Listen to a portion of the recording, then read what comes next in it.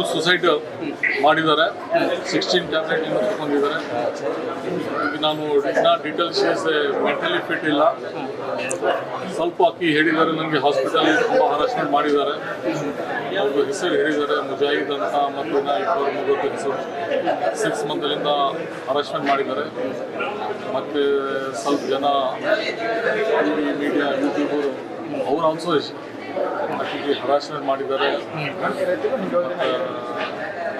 ಅವ್ರ ಹತ್ರ ರಾತ್ರಿ ಬರಬೇಕಂತ ಹೇಳಿದ್ದಾರೆ. ನನಗೆ ನಾನು ಹೋಗಿಲ್ಲ ಅಂತ ನನಗೆ ಅದು ಸಮಸ್ಯೆ ಕ್ರಿಯೇಟ್ ಮಾಡಿದ್ದಾರೆ. ಅದ್ರ ಸಲುವಾಗಿ ನಾನು SP ಗೆ ಮಾತಾಡಿದ್ದೇನೆ. ಇಮಿಡಿಯೇಟ್ ಕೇಸ್ ಬುಕ್ ಮಾಡಿ ಸೀರಿಯಸ್ ಆ್ಯಕ್ಷನ್ ಮಾಡಬೇಕು. ಇದರಲ್ಲಿ ಯಾರ್ಯಾರು ಇನ್ವಾಲ್ವ್ಮೆಂಟ್ ಇದೆ ಅದು ಎಲ್ಲ ಟೋಟಲಿ ಹೊರಗೆ ಬರಬೇಕು, ಆ್ಯಕ್ಷನ್ ಆಗುತ್ತೆ. ಸರ್ ಯಾವ ರೀತಿ ಹರಾಸ್ಮೆಂಟ್ ಮಾಡಿದ್ದಾರೆ ಮತ್ತು ಎಲ್ಲಿಗೆ ಬಾ ಅಂತ ಹೇಳಿದ್ದಾರೆ ಸರ್ ರಾತ್ರಿ ಸಮಯ? ಅಷ್ಟು ಡೀಟೇಲ್ ಹೇಳಿಲ್ಲ. ಅಷ್ಟೇ ಹೇಳಿದ್ದಾರೆ ನನಗೆ ಹರಾಸ್ಮೆಂಟ್ ಮಾಡಿ ಅಟೆಂಪ್ಟ್ ಮರ್ಡರ್ ಮಾಡಲಿಕ್ಕೆ ನನಗೆ 2 ಸಲ ಟ್ರೈ ಮಾಡಿದ್ದಾರೆ. ಮತ್ತು ನನಗೆ ಬರಬೇಕಂತ ನನ್ನ ಹಿಂದೆ 6 ತಿಂಗಳಿಂದ ಕೂತಿದ್ದೀವಿ ಅಂತ ಹೇಳಿದ್ದಾರೆ. ಸರ್ ಇದರಿಂದ ಯಾರು ಷಡ್ಯಂತ್ರ ಇರ್ಬೋದು ಸರ್?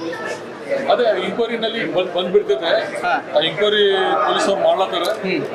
ಮೋಸ್ಟ್ಲಿ 2-3 ಡೇಸ್ನಲ್ಲಿ ಬಂದ ಮೇಲೆ ನಾನು ಹೇಳ್ಬಿಡ್ತೀನಿ. 9 ತಿಂಗಳಿಂದ ಸ್ಯಾಲ್ರಿ ಇಲ್ಲ ಅಂತ ಹೇಳ್ಬಿಟ್ಟು ಆತ್ಮಹತ್ಯೆ ಮಾಡ್ಕೊಂಡು ಆ ಥರ ಇಲ್ಲ. 9 ತಿಂಗಳಿಂದ ಆಲ್ರೆಡಿ ಅರ್ಧ ಸ್ಯಾಲ್ರಿ ಕೊಟ್ಟಿದ್ದಾರಂತ, ಇನ್ನು ಅರ್ಧ ಸ್ಯಾಲ್ರಿ ಬ್ಯಾಲೆನ್ಸ್ ಇದೆ. ಮತ್ತೆ ಸೋಮವಾರದು ಬ್ಯಾಲೆನ್ಸ್ ಸ್ಯಾಲ್ರಿ 100%. ಸರ್ ಯಾಕೆ ಇಷ್ಟೊಂದು ನಿರ್ಲಕ್ಷ್ಯ ವಹಿಸ್ತಾ ಇದ್ದಾರೆ? ಅದು ಟೆಕ್ನಿಕಲಿ ಅಪ್ರೂವಲ್ ಆಗಿಲ್ಲ ಅಂತ ನಿಮ್ಮ ಕಡೆ ಸ್ಟಾಫ್ ಕೋವಿಡ್ನಲ್ಲಿ ಬರೀ 1 ವರ್ಷ ಸಲಗ ತಗೋಬೇಕಂತ ಆರ್ಡರ್ ಬಂದಿತ್ತು. ಕೋವಿಡ್ನಲ್ಲಿ ತಗೊಂಡಿದ್ದಾರೆ. ಆಮೇಲೆ ಕೋವಿಡ್ ಆದ ಮೇಲೆ ಎಲ್ಲರಿಗೆ ವಿಡ್ರಾ ಮಾಡಿ ಅಂತ ಆದೇಶ ಆಗಿದೆ.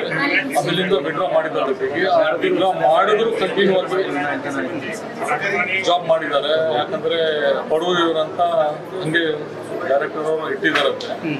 ಅದು ಅಪ್ರೂವಲ್ದು ಸ್ವಲ್ಪ ಸಮಸ್ಯೆ ಇದೆ ಟೆಕ್ನಿಕಲ್. ಈ ಹಾಸ್ಪಿಟಲ್ ಅಲ್ಲಿ ಏನಾದ್ರು ಒಂದು ಬಹಳಷ್ಟು ಪ್ರಾಬ್ಲಮ್ ಸರ್. ಏನೋ ಇನ್ಸಿಡೆಂಟ್ ಆದ್ರೆ ಹೊರಗೆ ಬರ್ತದೆ, ಹೊರಗೆ ಬರೋದು ಸರ್. ಅದಕ್ಕೆ ಟೋಟಲಿ ಇನ್ಕ್ವೈರಿ ಮಾಡ್ಬೇಕಂತ.